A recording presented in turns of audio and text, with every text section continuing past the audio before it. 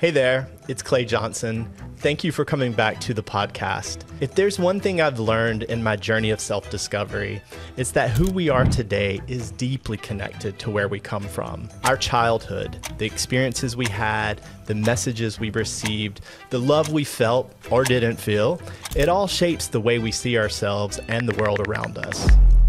Before we dive in, I do want to say this. My parents did the best they could with what they knew, just as their parents did before them. Generational patterns get passed down, often without question, and we all navigate life with the tools we've been given. This isn't about blame, it's about understanding, because understanding our past is one of the most powerful ways to shape our future.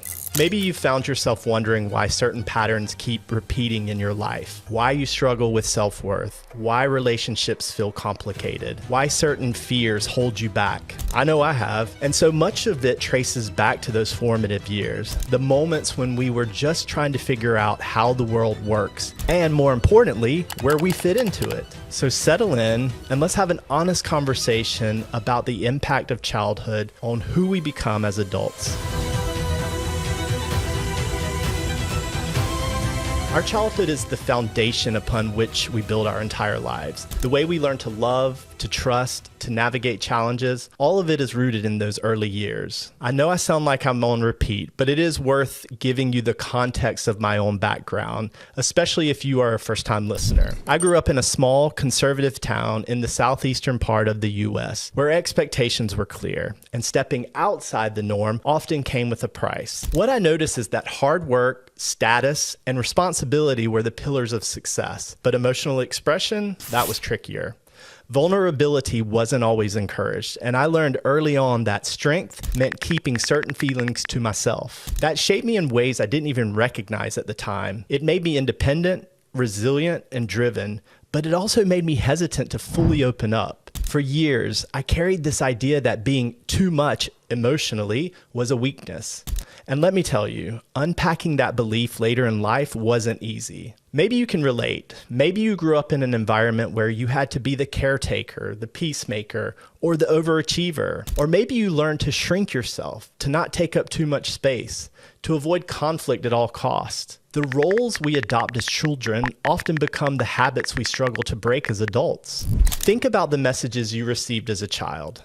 Not just the words, but the unspoken lessons. You have to be perfect and fit in to be loved. Your needs don't matter as much as others. If you fail, it's your fault. Showing emotion is a sign of weakness. I internalized some of these messages without even realizing it. I built my identity around people pleasing and doing whatever it took to fit in.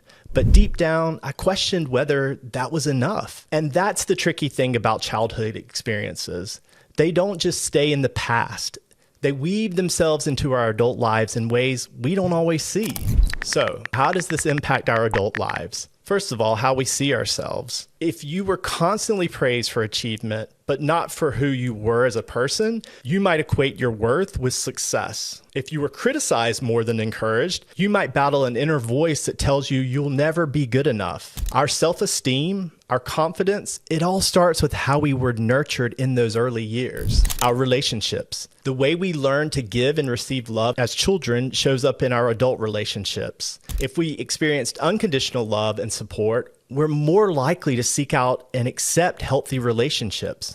But if love felt conditional, tied to behavior, success, or people-pleasing, then we might find ourselves struggling with intimacy, trust, or setting boundaries. Our coping mechanisms. Did you grow up in an environment where emotions weren't talked about? Then maybe, as an adult, you bury your feelings using work, food, alcohol, or distractions to cope. On the other hand, if chaos was your norm, maybe you found yourself unintentionally drawn to it, mistaking intensity for connection. You're probably asking yourself, what do we do with all this? How do we take the parts of our childhood that shaped us and choose which ones we want to keep?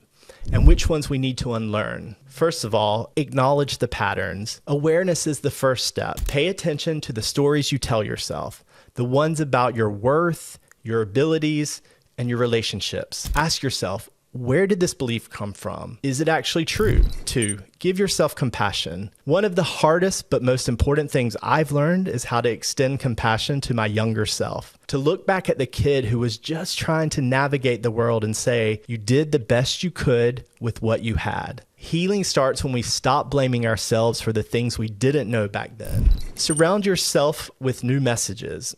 Healing childhood wounds doesn't mean rewriting the past. It means reshaping the future. Surround yourself with people who reinforce the messages you should have received. You are worthy. You are enough. Your voice does matter. Consider professional support when needed. Therapy, coaching, or deep personal reflection can be transformative in uncovering and healing childhood wounds. If something continues to hold you back, don't hesitate to seek help. I'm a strong advocate for working with a therapist to process childhood trauma, and I highly recommend it.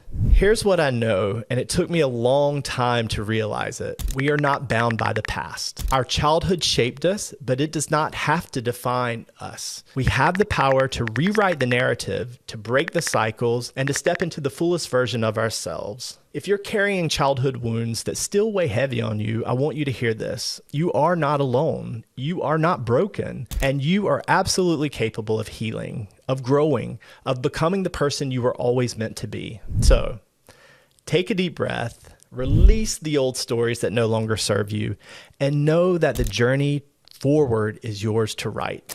If this episode resonated with you, I'd love to hear from you. Send me a message, share your story, or just know that you're not alone in this. Until next time, keep moving forward, one step, one breath, one moment at a time.